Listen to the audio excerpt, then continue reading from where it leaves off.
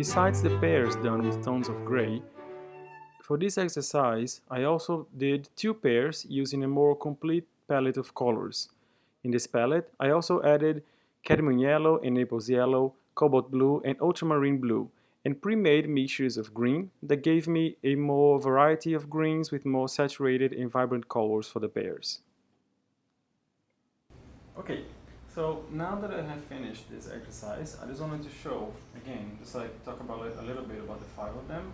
So this pair is just with the raw umber, right? And then the imprimatura is basically the light areas.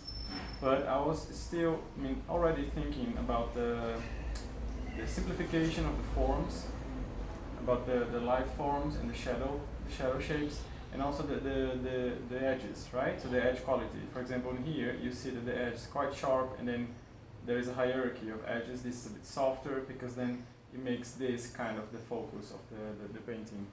And then here, this is the grisaille, right? So I added just the black and white. So it's basically gray, right? And then it can be effective. I mean, when you take a black and white photograph, it still looks realistic. So you can achieve, some realistic picture even with those colors, just to show, which is the purpose of this exercise, that it's not about necessarily color, right? So here again, I already tried to put to play with the edge quality. So here's a bit softer around those edges and a bit sharper in here. So kind of it creates this idea of there's space around it, because those these parts are a bit softer. They kind of go back in the space. They're part of the background. And in here I added the limited palette, so it's just I added the English red and the yellow ochre. But unfortunately, because the pair is green, I couldn't really do anything, because if the pair was yellow, for example, I could use the yellow ochre and also the white to make the light areas. But in here, because it was green, then it stayed very similar to the grisaille, but still you can still see a little bit of difference. It shows that you can still use limited palette to get some color.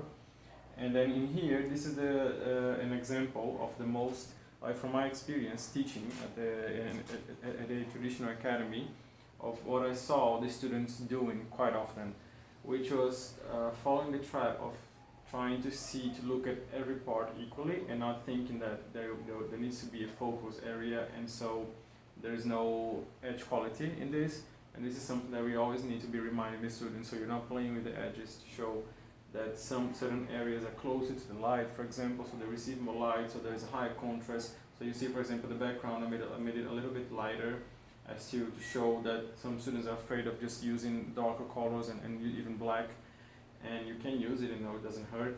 And for example, there is no edge quality, so it kind of looks a bit like an illustration, like a bit something that's cut out and then displayed there, right? So, and for example, even the shadow, they are kind of a little bit what we call idealized, so they're just like a perfect little shape, but in reality, though, the shadow is a little bit more, organic. So in here, then I try to do kind of finished work. It doesn't need to be, I could keep playing with textures, and little things like that, but it doesn't really matter for now. So, but just to show that here I have the contrast, right, between the light areas and the areas close to it. And the focus is on this side more than this side, because there is a hierarchy of edges. So this edge is a little bit sharper, and then these edges here start to get a little bit softer, and this is quite soft around here. But there is also, see for example, the difference, like in contrast in all the background, even on the ground, there's a little bit lighter here than here, for example. So everything, the whole background helps to create the idea of space around the pair.